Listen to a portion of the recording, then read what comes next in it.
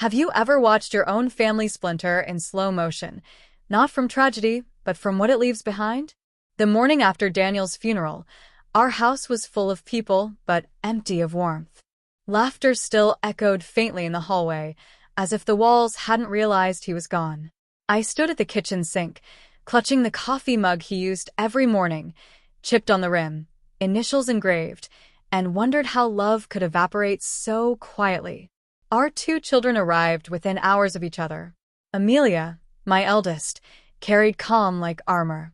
She'd always been the careful one, gentle, deliberate, the kind of woman who color-codes grief because it gives her something to manage. Luke, on the other hand, entered the house like a gust that didn't ask permission. He hugged me hard, too hard, his jaw set. His eyes searched the room as though trying to measure what his father had left behind. They both said the same words, "We'll get through this, Mom." But their voices carried different weights. Amelia's was a promise. Luke's was a calculation. When everyone else left that evening, I sat alone in Daniel's study, the scent of his cologne still lingering among his books. He'd built his life around precision, neatly labeled folders, handwritten ledgers, letters addressed but never sent. He was a man who believed control could protect those he loved. Yet, in his death, control was the first thing to vanish. A call from his lawyer shattered the fragile stillness. I expected condolences, perhaps a simple discussion about the house or insurance. Instead, he asked me to come in the next day. "There are details in the will that require your presence, Mrs. Hale." His tone was careful, measured, almost too careful. That night, I barely slept.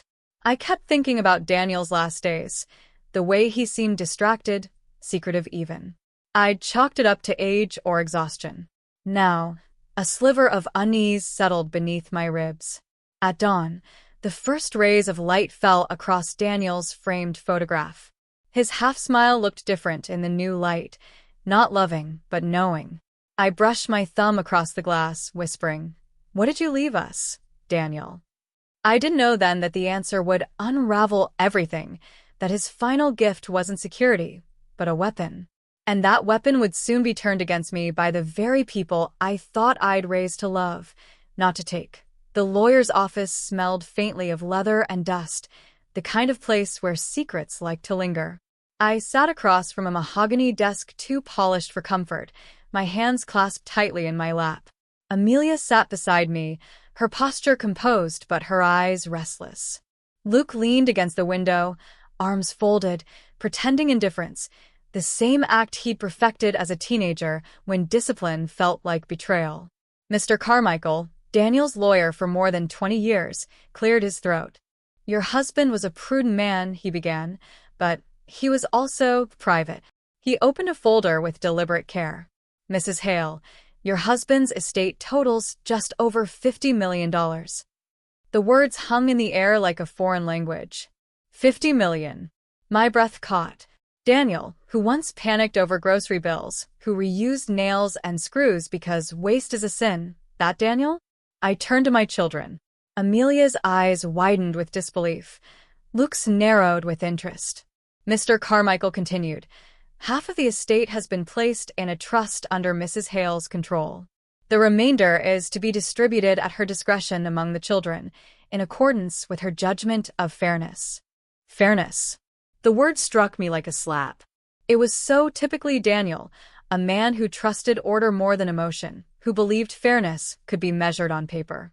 Luke broke the silence first. "So, Mom decides how much we get." His tone was half curious, half accusatory.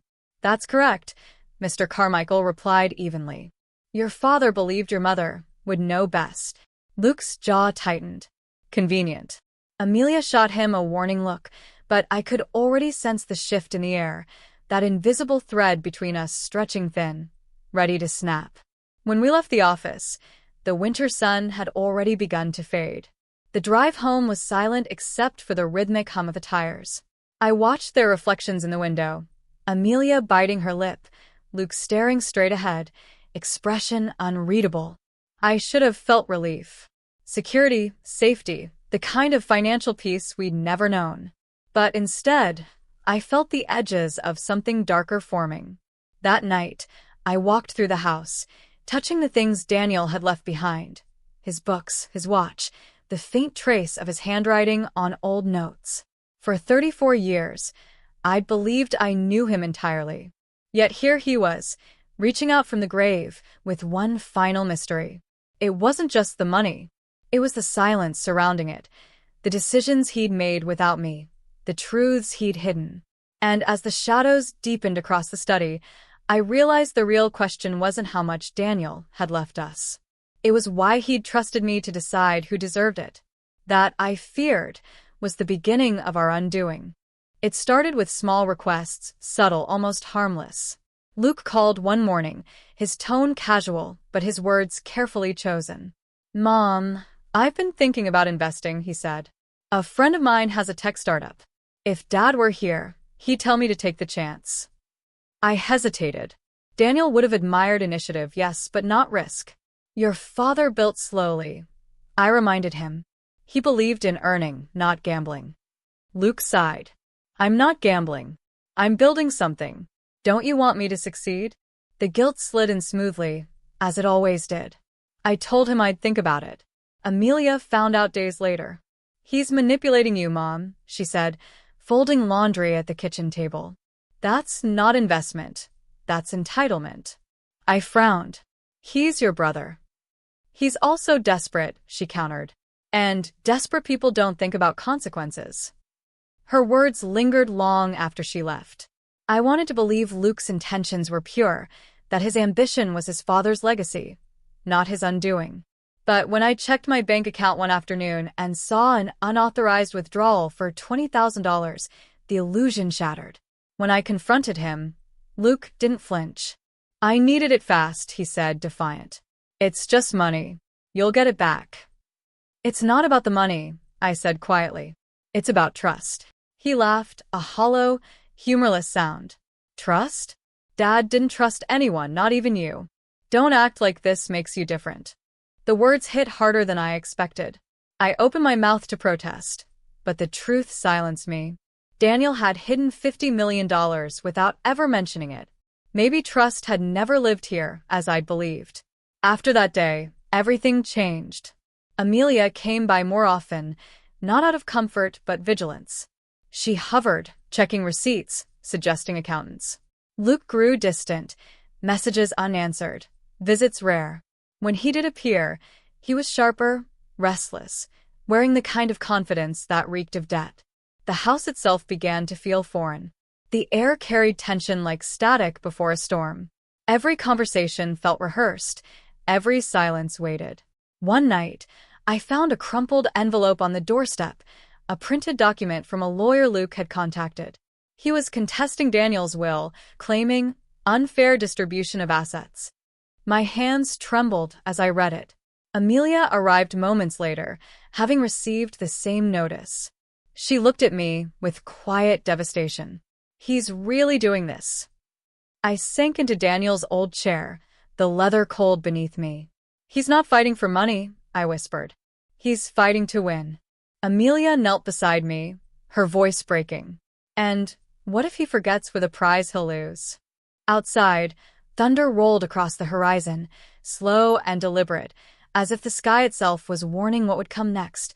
The night before the court hearing, I couldn't sleep.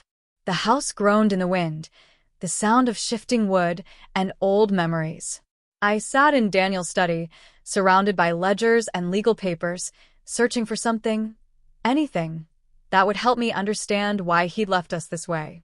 Buried at the bottom of a drawer, under faded tax returns and yellowing notes, I found a sealed envelope with my name written in Daniel's hand. The ink had bled slightly at the edges, as though touched by time or hesitation. Inside was a single page. "If you're reading this, it means I failed to say what I should have when I was alive. The money was never meant to divide you. I wanted to protect you from what I became when wealth entered my life. Don't let it change the meaning of family, like it once changed me." There was no signature, only the faint smell of his cologne. I stared at the letter for a long time, feeling anger mixed with grief. He hadn't trusted me enough to share the secret, yet he'd trusted me to carry its consequences. The next morning, I arrived at the courthouse alone. Amelia was already inside, sitting with her lawyer, pale but resolute. Luke entered moments later, dressed impeccably, but his eyes betrayed exhaustion. When our gazes met, his expression wavered, defiance struggling against shame. The judge called us forward. Papers shuffled. Voices echoed. It felt less like a legal proceeding and more like an autopsy of everything Daniel had left behind. Luke's lawyer argued that I had manipulated access to shared assets. Amelia's representative countered that I was fulfilling Daniel's explicit wishes. The back and forth was endless, cold words cutting through the air like knives dulled by repetition. At one point, Luke stood and spoke directly to me. "You always controlled him," he said, voice trembling. "Now you're controlling us."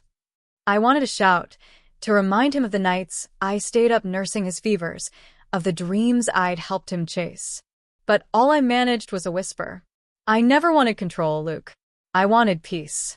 The judge finally ordered mediation, a temporary pause before a ruling. As the session ended, I turned to Luke. "You can still walk away from this," I said softly. He looked at me, truly looked at me for the first time in months. "You still think there's something left to walk toward?" When he left the room, a hollowness settled where hope used to live. That evening, I returned home and placed Daniel's letter on the mantel beside his photograph. For the first time, I didn't see a protector or a provider. I saw a man who had unknowingly built his own undoing. And as the letter's edges curled in the candlelight, I understood the cruel symmetry of it all. Daniel's fortune hadn't cursed us. Our silence had. Months passed before I heard from Luke again.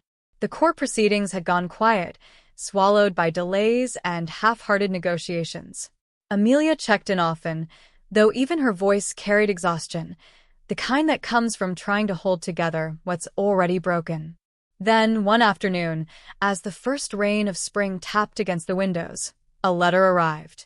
My name, written in Luke's familiar hand, trembled across the envelope. For a long time, I couldn't bring myself to open it. My heart had grown cautious, too used to disappointment. Inside were just a few words. "Mom, I sold the car, the condo, everything I bought to prove I could live without your approval. I was wrong. The money didn't free me. It owned me. I don't expect forgiveness, but I'd like to earn it if you'll let me. Luke." I read the letter twice before realizing I was crying. Not from relief, but recognition. He had finally seen what I had been trying to tell him, that money is not love's language, and inheritance is not affection's proof. That evening, I called Amelia. "He reached out," I said simply. She didn't ask what he wrote. She just exhaled softly, as though she'd been holding her breath since the day he left.